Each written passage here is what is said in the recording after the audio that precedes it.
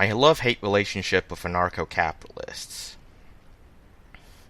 In this article, when I use the word anarchist, I especially mean anarcho-capitalists, though much of both my own criticisms and the criticisms written by others does apply to other types of anarchist to some degree.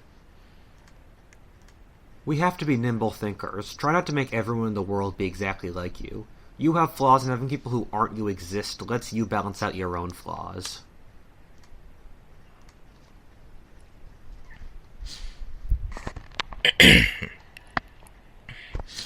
All or nothing mentality, and the state being the only major threat to freedom. In case you think government is the only threat to your freedom, in Brazil, COVID lockdowns were enforced by gangs. Gangs enforce lockdowns. Why armed groups in Latin America are enforcing COVID-19 lockdowns. Drug gangs in Brazil's favelas enforce coronavirus lockdown. Similarly, in El Salvador, gangs have so much control in many parts of the country that they're practically a cruel occupying army. Brazil and El Salvador, like most of the rest of Latin America, have been crime-riddled, corrupt, low-trust societies since the Portuguese and Spanish empires.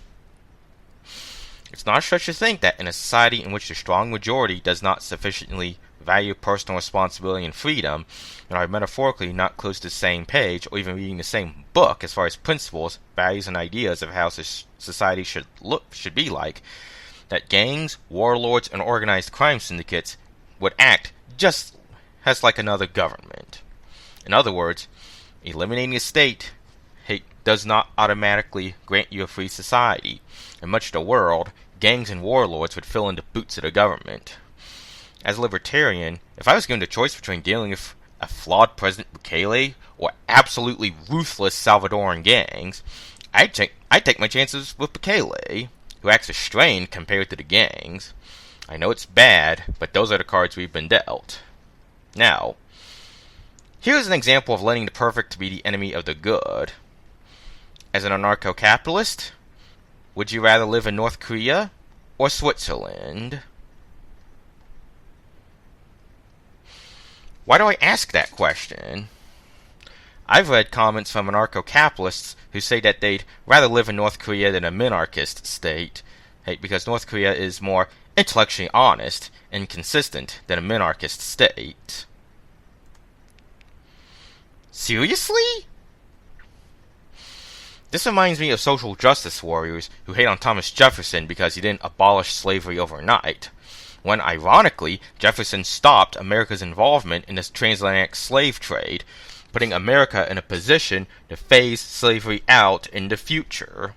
This makes me think of anarcho-capitalists, with a notable example being Larkin Rose, who hate minarchists in the United States Constitution, and probably America's anti-federalist founding fathers, because they didn't create an anarcho-capitalist state. I'd argue that America's founding fathers, the Constitution they created and empowered, along with minarchy, all put society in an easier position to phase the state out, just as ending the transatlantic slave trade put America in a position to phase slavery out. The biggest problem in our philosophy is that we compare society to utopia rather than other historic societies that are comparable. People often say, capitalism makes poverty, or greed causes war. The reality is that poverty, war, and oppression are normal across the world in history, and in every single society since the dawn of time, whether the pharaohs, capitalism, communism, or feudalism. Rather than saying what systems cause poverty, war, and oppression, we should be really grateful to those which bring us wealth, peace, and freedom. Be grateful that any society was pro-freedom, or at least anti-slavery, at all. All major societies outside the West for the past few centuries didn't bat an eye at slavery. All the freedoms that you take for granted came from Western civilization, and Western civilization was a miracle from a perfect storm. What if alt-hists, understanding Western civilization, and how family structure drives ideology? I like to note that a reason why the state was created was that 15 to 40% of all males died from warfare every generation, and murders and revenge killings were extremely common.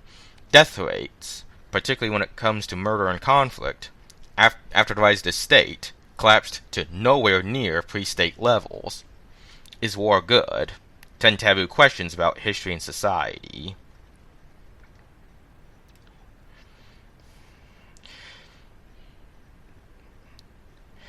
Anyways, having that attitude makes libertarians look like a bunch of autistic neckbeards who just don't want to follow rules instead of people who have worthwhile ideas. No disrespect intended towards autistic people. I myself have Asperger's syndrome. 3. Apollonianism. The gap between theory and philosophy and human nature and reality. Part of the problems with Western philosophy comes from Apollonianism and Greco-Roman classical civilization. The main problem with classical science was that it put far too much emphasis on the rational over the practical, since a logically correct argument was viewed as more real than the real world, which, according to Platonic philosophy, was just a pale imitation of the immutable forms. This meant that the classical world thought heavier objects fell faster than lighter ones, even though a 30-second trial would have proven that wrong. Alternatively, that applying science for technology was crass. The Greeks invented the steam engine and computer and never really used them. The brilliant scientist Archimedes apologized for using his understanding of the sun to make cool mirror weapons that could burn ships, since making it practical solely dishonor as a scientist. In other words, the Greeks believed logic to be superior than the outside world. This has resulted in lots of logical rabbit holes that have been disproven by modern science, and just testing the goddamn thing. The problem with Western philosophy has been that it puts logical argument above experience, but no one checks to see if the assumptions that go into the creation of that argument are even correct. Well, decadence is the excess of the Apollonian. When you view the world purely rationally, it gets easy to rationalize away unpleasant things. A piece of advice I give to my friends is that overthinking means you know what the right answer is, but you don't want to deal with it, and that's as true for civilizations as people. The problem with geniuses is that they often trust your own common sense. As I've dealt with more of the world, I've realized that two of the things that keep me from doing really dumb stuff are friends, hence who have my best interest in mind, that are responsible themselves, and just trusting my own gut instinct of common sense, because it's so easy to purposefully make yourself dumb through overthinking. Rudyard Lynch. I see this with anarchists who constantly talk about how their society would work in theory, but there's almost zero chance of having an anarchist society in practice. I appreciate their idealism, but I also appreciate it if they balance this with pragmatism. I heard a lot of ANCAPs criticize democracy. I'm not a fan of democracy either. As you can see in my article, Democracy, America versus Europe and the World.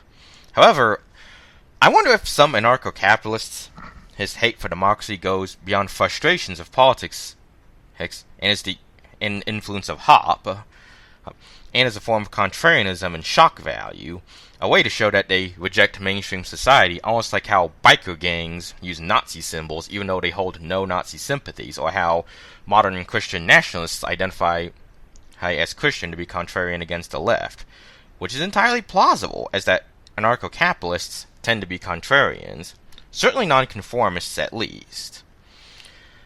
I think the point that Hoppe was trying to make is that stakeholders have to be in charge of the government. Rudyard Lynch has talked about how this has in Do Stakeholders Have to Be in Charge of the Government? In his video, Another 7 Taboo Questions About History and Society, though he did it in a way that's shorter, easier to digest, free, and with the bonus of Lynch being far more palatable than Hoppe.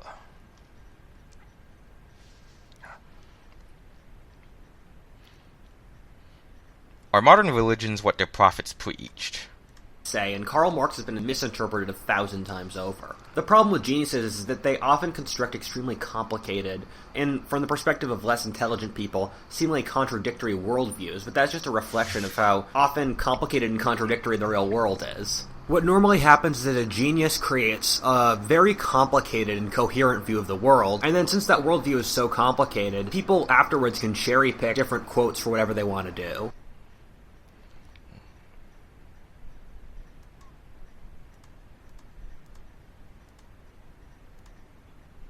Probably had more to do with rape than homosexuality. It's ironic how Bible Belt America... Number 7. Are modern religions what their prophets preached? I was once reading a book on the history of India, and one of the interesting things the author said was that Mahayana Buddhism, or Buddhism in East Asia, basically turned out to be the opposite of what Buddha taught, in a lot of ways. Buddha stood against creeds, gods, worshipping him as a god, believing in devils and spirits, making theories that cosmology are working with the state. Can you guess what Mahayana Buddhism did? Every single one of those.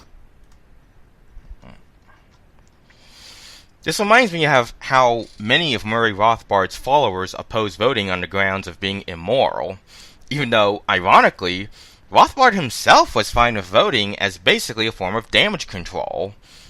Much in the same way that followers of religions change their religions from how the prophets originally created them, modern internet deontological anarcho-capitalists differ in their practice of politics from the prophet Rothbard. I think that anarcho-capitalists really rose after 2012, and with the rise of social justice and Trump, and after Ron Paul lost the presidential race. In this era, the libertarian movement lost hope and collapsed into decadence. Basically, if you're not going to win elections or get anything else tangibly done, why not become a neckbeard and indulge yourself off an utopian neckbeard philosophy and purity tests?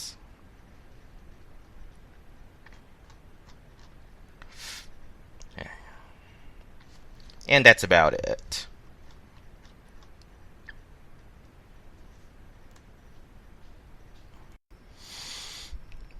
Please save links to my profiles. Linktree /say no to democide. Libertarianresources.substack.com /p/social media. My Odyssey channel @say no to democide, and my YouTube channel @say no to democide 1. Thank you for watching and listening.